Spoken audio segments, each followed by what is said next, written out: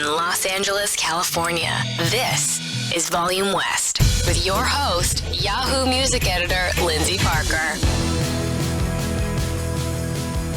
Welcome back to Volume West from Home. I'm very excited today to welcome two members of a supergroup. I'm going to just say it. They are a supergroup, the Jaded Hearts Club. The Jaded Hearts Club features Nick Chester from Jet, Jamie Davis, Matt Bellamy from Muse, Sean Payne from the Zootons, and the two people joining me on Zoom today, Miles Kane, who you know from The Rascals and The Last Shadow Puppets, and Graham Coxon, who you know from Blur and his solo work. Welcome, guys. It's really an exciting honor to speak with you guys.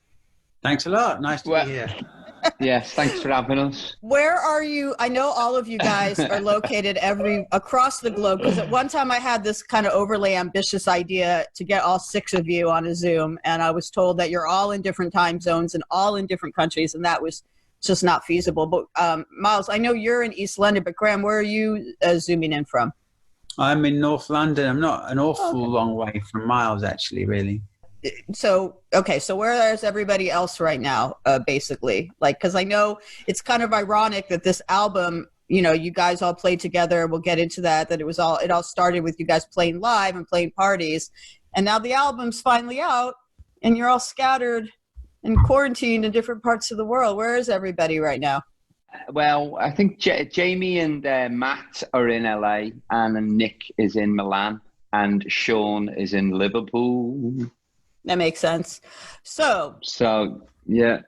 Well, I'm glad I was able to make this happen. So tomorrow, Friday, the Jaded Hearts Club are releasing your debut album. It's called You've Always Been Here. And I did get to see you guys play once. I'm thinking it was 2017, maybe 2018. It was at Rachel Ray's barbecue at South by Southwest at Stubbs out there in the hot sun. I remember you all were wearing black turtlenecks and black leather. You were very committed to the look, and I was like, it's 100 degrees out here. How are you guys doing? But it was awesome. I'm glad I got a chance to see you guys live. But the obvious first question is, you know, how did this all come together? Because my understanding is, like I said, it was something that was maybe a bit of a lark, or, you know, something fun to do at events and parties, and then it kind of became a real full-fledged band. So let's go back to the beginning. Well, I'll just say I think I've been engaged in this strange marriage of rock musicians for the shortest time. So I think my first show was at a Teenage Cancer Trust show in our favourite pub, the Royal Albert Hall. Oh, nice! And that was a good time. I think the sort of personnel has been swapping and changing and being kind of tightened up and chiseled for a little while. I did a couple of shows in LA. I think, did I do a two there or one at Madden Siams, that club down near Sunset, I think, in Hollywood, and then a good old sweaty jobby in the 100 Club in the good old London town, classic venue. But that's how long I've been involved. There should have been an awful lot more shows been played by this point in time, but obviously things have been against us a little bit. But we've just spread the taste. So Miles, you were from the beginning, right? Were you an original member back when you were still called the Dr. Pepper Lonely Hearts Club Band? Yeah, that is correct. And I think the gig that you're talking about in South by Southwest was only the second one that we'd done. Because before that, it was set up for Jamie's 40th birthday. A little sort of, he got everyone involved. He was sort of the curator of it, really.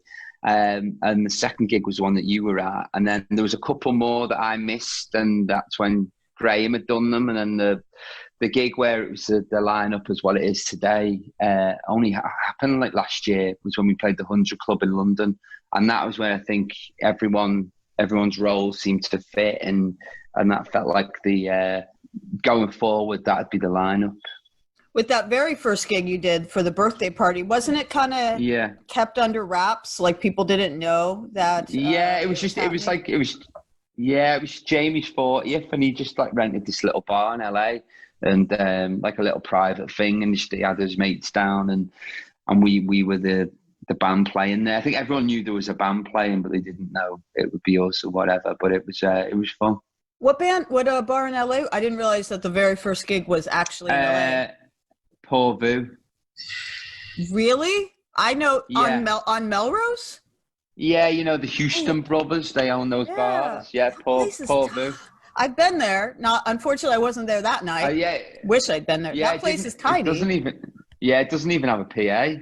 Yeah. Wow. How did people react when, like I said, they didn't know that this Supergroup? It was great. Yeah, it was great. I think everyone was like, what is going on here? And it probably sounded awful, but it was about midnight, so everyone was wasted. So it was a good time. And since I mentioned that you used to be called Dr. Pepper's Lonely Hearts Club Band, did the soda pepper sue you? Why did you change the name? I can't remember why. I think because probably the fear of that is why it got changed. But I quite like the Dr. Pepper name. Yeah. I like it too. But obviously that's a play on Sgt. Pepper. So my understanding is when this project came together at that time, you pretty much, when I saw you at South by South, it was all Beatles covers, right? Like you started off just doing all Beatles covers. When did it turn into, because the album You've Always Been Here is like Northern Soul covers, just like one Beatle, I think one Beatles cover on it, but it's no longer a Beatles cover band. It's definitely evolved from that. So take me through the evolution of how it started as that, and then you started to like bring in other different types of songs from the same era, but other artists into the repertoire. I think it was like when those gigs that Graham was talking about that he did in LA, that was when the lads, I didn't play those gigs, but they first opened it up and were doing some more rocky blues covers like Cream and The Who and some other stuff. And I think that's, it sort of, the bracket got wide, and then there was conversations of doing like Motown, or should it just be a Motown, or just a certain genre or a Beatles thing, and then it just all amalgamated into being one, really. And then this idea popped up of doing, like lost, or an original idea was like, sort of unknown songs or lost songs from the 60s, and trying to give them, at least a life, or playing them, showing people that wouldn't know them these great songs that were lost. And then it's just been a sort of mix of all those ideas to what it became for the album. Yeah. It was kind of like we were almost trying out different musics to see what would really suit the talents and the strong points of each of the members, So when we went into things like Cream, Sunshine of Your Love, and we did Kick Out the Jams, and we did a bit of The Who, and we were going to explore more of the kind of more sort of British blues sort of explosion stuff, etc. And I think we suddenly realized that our palette sonically, I guess, was pretty wide. We could sort of attempt anything. Obviously with two flavors of vocalist, two types of guitar player, and Matt having such a sort of great vision of what, I think he really wanted to drag these songs into some sort of up-to-date, contemporary, or even future sonic kind of landscape. So I think he had a sort of a concept on how it would come together. So he was a perfect sort of producer and guide, and so it was amazing. I think it just seemed to everybody felt kind of at home with the songs, and everybody shines through the arrangements. There's space for everybody to be heard and to get a kick out of it. So and definitely it all fits with, a lot of those recordings were made a long time ago. So some of those lesser known Northern Soul songs, they're pretty skinny little recordings, so hearing the kind of a digital broadband huge fatness in the bottom end with all the fuzz and stuff like that is kind of like it's a whole different sort of experience. So I sort of using the technology to get those things into this space now is pretty is cool. I'd love some insight into the process of how you came to choose the 11 songs that ended up on the record. And like I said, only one of them is a Beatles cover, and it's actually not a Beatles cover. It's Money, which is a Barrett Strong song. So there's no, you went into the soul direction, because my understanding is like you went through dozens or maybe even like hundreds of possible songs to put onto this record. What was the process of figuring out what worked for the album? I think some of them just had the most kind of addictive riffs. Yeah. And some of them were just songs that we'd loved for a long time. I know Jamie had loved a couple of songs, the Isley Brothers things, for a long time. Yeah.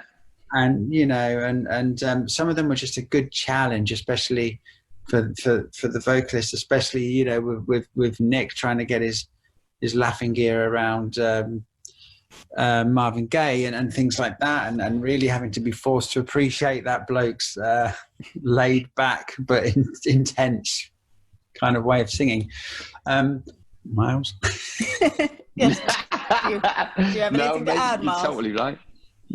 No, you're totally right. And each song that, like, when it was sort of, there was the selected sort of final 12 or whatever, it was kind of pretty clear as well who would sing what out of me and Nick on singing point of view, really.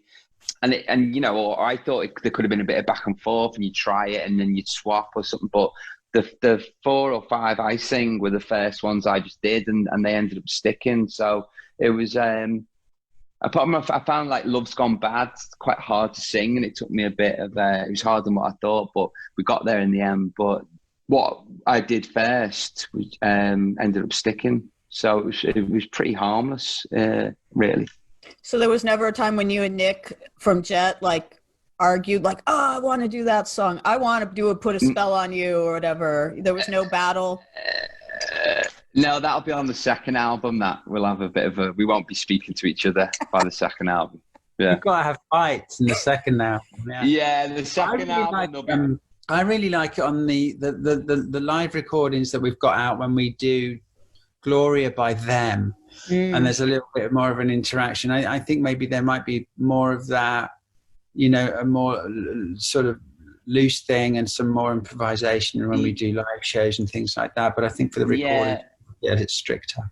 Yeah, I was saying that. I said that with Jamie then, Graham, on this other interview, that if we did do another one, I'd quite like to do more of a back and forth thing with Nick and stuff, and have it'd be a real sort of duo thing going on with the vocals. I think could be very fun.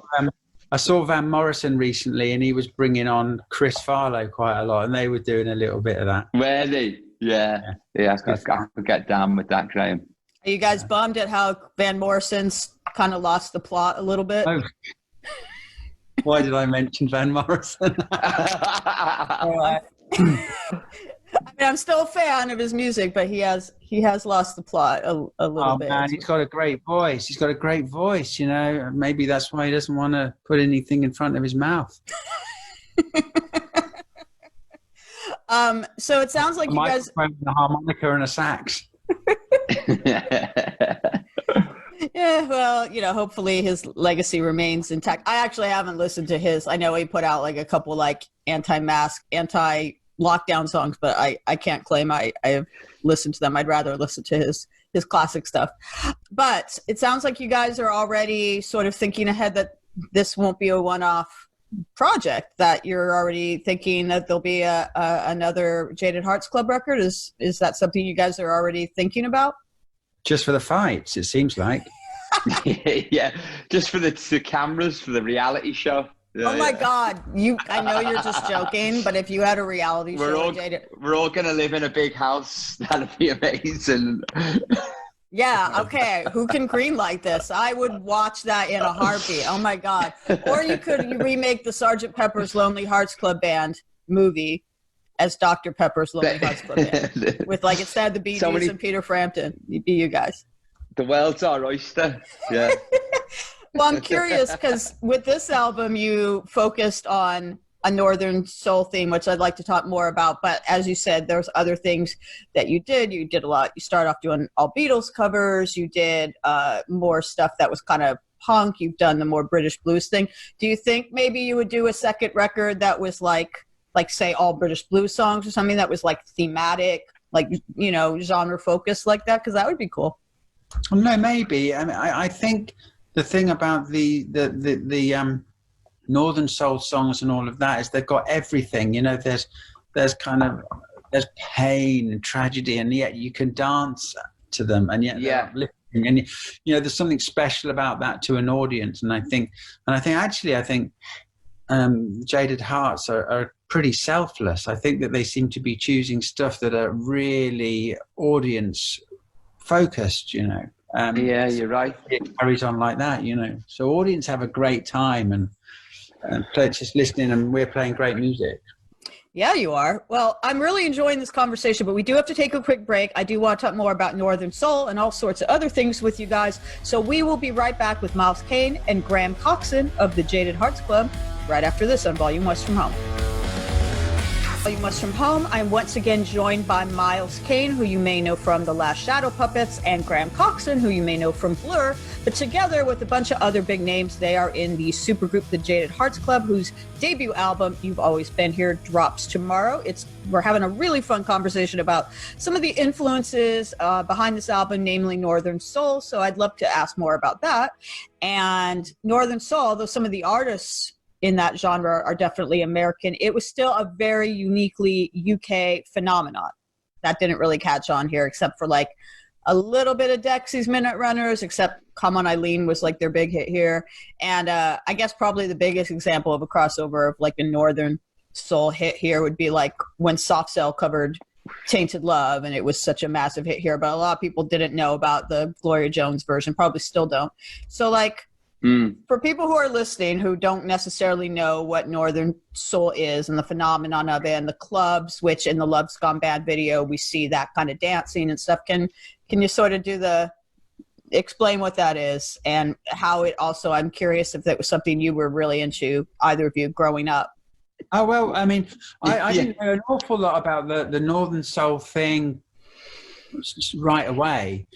I was into mod music, and when I was a kid, like 13, I used to go to the townhouse in Colchester, and I used to have me Parker on and me black and white shoes and all that, and we used to dance to the jam and dance to soul music and dance to whatever. I didn't know there was differences with soul. I didn't know there was sort of Northern Soul, but as I got older, and then the Blow Up Club and other in the 90s, there was also another sort of mod club which was just dancing. It was almost like a recreation of a sort of a 60s sort of scenario, really, where it was just about dancing and the music. And I started hearing things that, you know, Jackie Wilson, Freda Payne, and all of these sorts of things that really was starting to strike a chord. And you know, it's kind of like all the obvious things are obvious, and we've grown up with them, and, you know, they're good, we accept them. But when you go off the beaten track a bit like that, and you've got some help by a DJ or somebody else like that, you discover some stuff that really strikes a chord with you. And that's the stuff that you've almost sort of just discovered in your own way. So, I mean, the Northern Soul, whenever I've seen, there's a movie about it, isn't it? And it's like, people are wearing like, they say tank tops in the States. They're like wearing tank tops and flared trousers. Long hair. And it's not exactly like a kind of a mod look, is it? No, it's great, because it's weird that you sort of, in your head, you do think of mods with Northern Soul, but really the look isn't at all mod in a way, is it? You know what I mean? Of the classic mod. Did you, Miles, used to go, like, because obviously, like I said, the video Love's Gone Bad that you sing lead in it looks like it takes place in one of those clubs. Was that something you were into? Yeah, I've been dying to make that video for about 15 years. No, yeah, when I started going, there's a club in Liverpool called Labato, and we used to go there, and we were probably about 14, 15 we started, and downstairs there was like the indie floor, and they play all, you know, the Libertines, Strokes, Graham's tunes, all that, and then we'd be danced down there. Upstairs was a Motown Northern Soul 60s night. So it was an amazing club, actually, and it used to blow my mind, and I could never decide what floor you'd want to be on. Do you know what I mean? Yeah. It was a bit more wilder downstairs, but there's something about hearing the Motown songs, those classics, and those rarer Northern Soul tunes. It just used to, and I used to see there was a couple of old school Northern Soul heads dancing there, doing the dance. And I was like, wow, this is incredible. I like when Graham says, I got friends with the DJ, and he used to drive me home in his little Mini, and I used to sit on all his records, and he'd drop me off at my mum's house, Paul, and he put me onto a lot of that stuff. And again, I guess it's like, without him, I probably wouldn't have discovered it like I did. But it definitely, as soon as I heard it and it being loud in that club, it felt like you were in the film, and it just touched something with me. And ever since then, it's just always like my go-to. That I don't know if you're in a party or you're in the dressing room or whatever it may be, or in the house or in the bath, I always just stick it on. That's my sort of my default setting, I guess. It's funny because you mentioned this club that one of the floors, like the indie floor that played, you said it played Graham's tunes. Did you grow up being like a big Blur fan? Or yeah, man, and Graham's solo stuff, as he knows this as well. People of the Earth is one of my favorite tunes. I like that, Graham. I absolutely love that tune. And Ad loves it. What? I love it. It's the maddest song. It's great. I'm weirdly, I got back into it in lockdown. I used to go around having a walk around the park, and I hammered that tune again recently. But I was big fan of that record, man. So when did you guys first meet? Because obviously there's a lot of big personalities and people with coming to the group with big fame, very impressive resumes. But those two of you specifically, when did you guys first meet? Was it before this band, or was it when you started playing in Jaded Hearts Club together? We met before, haven't we? At sort of things like awards nights and stuff like that. We had a brief couple of meetings, haven't we? The Mojo Awards, briefly, I remember once. Yeah, but I always thought he was a bit too suave for me. I always thought, he was one of these suave new guys, on a bit, and he was always so well turned out, and his hair was always nice, and I just felt too scruffy, I was like, I've got to get some proper sleep. You are pretty suave. Both of you are suave. There is a photograph of me. There's a photograph of me and Miles and Paul Weller from somewhere, and I just look like I've had the night on the bench in the park. I do. I need to see that again. I've forgotten about that photo. That's a big photo, that, isn't it? Have we all got like bottles of Becks in our hands? I don't know. I think there's a guitar, and I've got the old. I just look like 70s kind of, very dodgy student, and these two guys are fantastic. When you guys started playing together, was the chemistry? It sounds like, once you got over the suaveness, you guys hit it off quite well. Was the musical onstage chemistry there from the first time you played together? We've only done one gig together, as this, so it's, but I definitely do feel Graham's chemistry, and, I think we have got, there's something I'm quite excited to explore it, really, because I know it's there. Like, I did not realize that. Oh wow.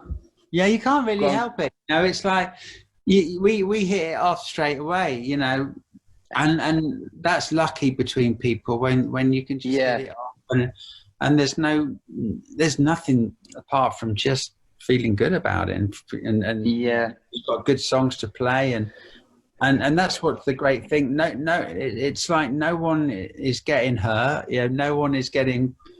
I don't know. It's almost everyone is a sort of an equal footing and level, and it's great music, and it's like, well, it's fun. It's almost like just like a little holiday from all the other responsibilities. With stuff. For now, instead of the second album where the fights and the reality show. And the drama happens when we move in with the Osbournes. You're saying this like it's a joke, and I'm saying it like, let me make a call to VH1 right now and get this green. There actually was a show on VH1 real quick. It was called Supergroup, and it was Ted Nugent, Sebastian Bach from Skid Row, Jason Bonham, and Ian from Anthrax in a house. And I watched Jason Bonham. Yeah, he was always gone though. He kind of, I think, was like, what have I signed up for? but that I watched the hell out of that. So if you guys want to do a Supergroup UK, I'm not going to stop you. But I did not realize that at least the two of you hadn't played together. What was the one time that you shared the stage in Jaded Hearts Club together? It was at the 100 Club, which was last summer. Literally, that was the first time. So, yeah. And that was recorded for a live album. That's we have a live album out, which is that gig, and that was an age ago. That's when it was really like, this makes sense. I think it was the first proper of this lineup. Did you guys have intentions of playing more, like maybe touring this record before the pandemic obviously changed everyone's plans? Yeah, there was all a plan in place, and I think for around about now there was a little tour booked and stuff, but obviously we can't. And that is a shame because, like Ryan was saying earlier, these songs and everyone's sort of, I guess, motive is to play these songs live, and for it to be such a fun thing for the audience and for us, and it'd be such a great coming together of having a great time playing a rock and roll show, and it's kind of it's frustrating that we can't right now, but one day we will, and hopefully it'll be worth the wait. Well, I did actually see something on Instagram this morning, right before I did this interview, that you guys are making some kind of US TV live debut on the Cordon Show on Monday. Are you doing that via Zoom the way we are now? Are you doing it in the Brady Bunch squares, or how are you? How is that going to work when you're all, like I said, you're all in different parts of the world and different countries and stuff? What can we expect? I don't know. How do we do it? It'll be fine. I'm sure it'll be more than fine. I'm just curious how it's going to work. It's the miracle. We just know these people, and they somehow manage to, shoot us down some fiber optic cable or something and join us all up, Do you have any live streams or anything planned like that to sort of celebrate the release? Any kind of virtual touring? No. No. Well, this is it. This is it. This is as good as it gets. This is as good as it gets. In all seriousness, though, obviously it's a super bummer that you can't perform this live when that's how this whole thing started, as a celebration of something live at parties with people together.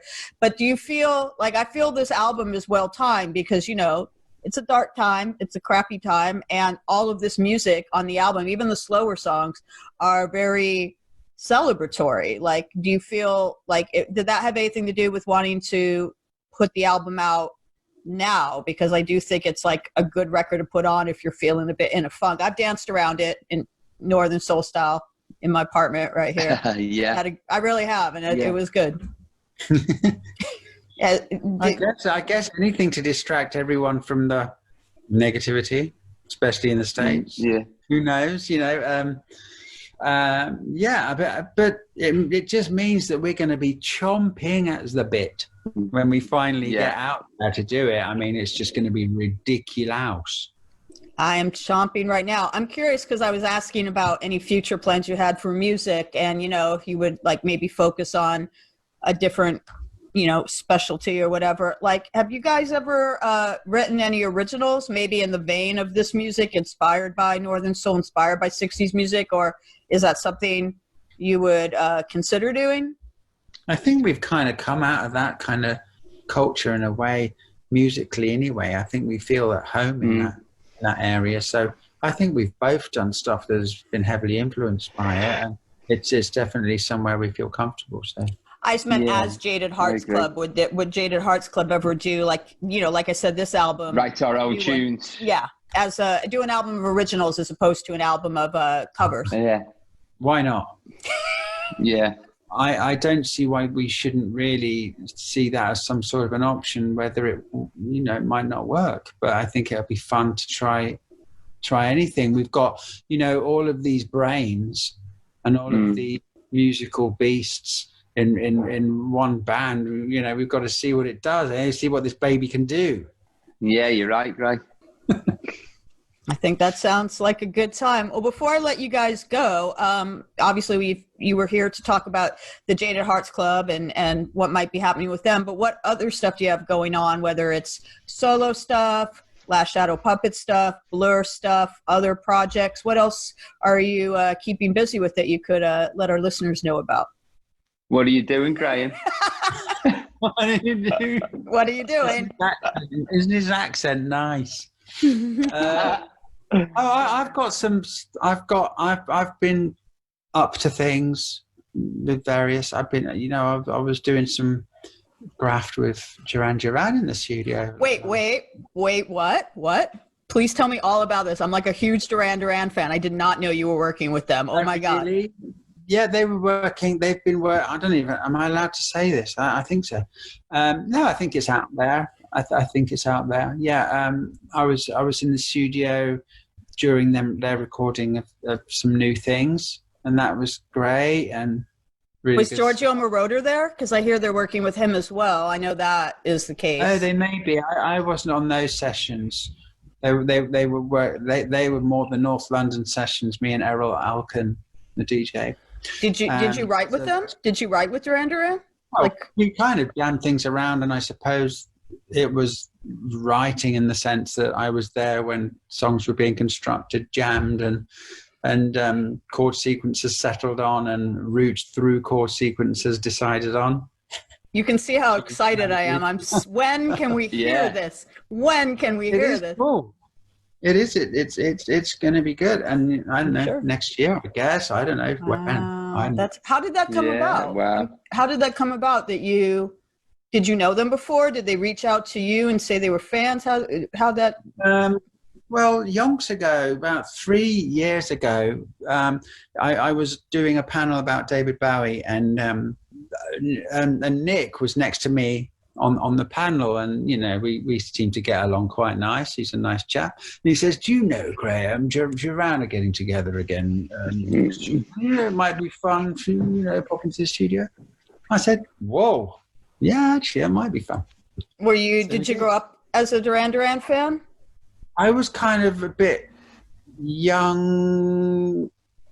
I wasn't too young for it, but there wasn't an awful lot of guitar for me. So when I was 13, 14, I was listening to The Who and the Jazz. I was, and Hendrix and Cream and stuff. I was getting me guitarists shoved into the old bonds. So not a lot of that. Art poppery. It's good stuff, though.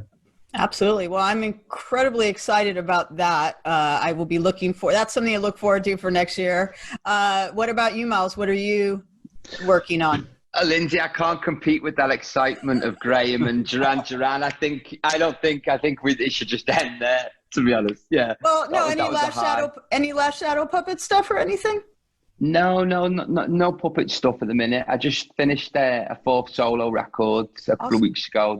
That'll be out next year, so we'll see what happens with that. I got lots of things to look forward to. Graham Coxon, Duran Duran, your new solo record, your reality show with Jaded Hearts Club, and who knows what else. But it's been a wonderful conversation. I'm looking forward to seeing you also on the Cordon Show on Monday to see how, I guess I'll just have to wait and see how that US TV debut works out. And the album, You've Always Been Here by Jaded Hearts Club, is out tomorrow. Thank you guys. This was a lot of fun. I will be back tomorrow with rising rock goddess Kelsey Carter on Volume West from Home.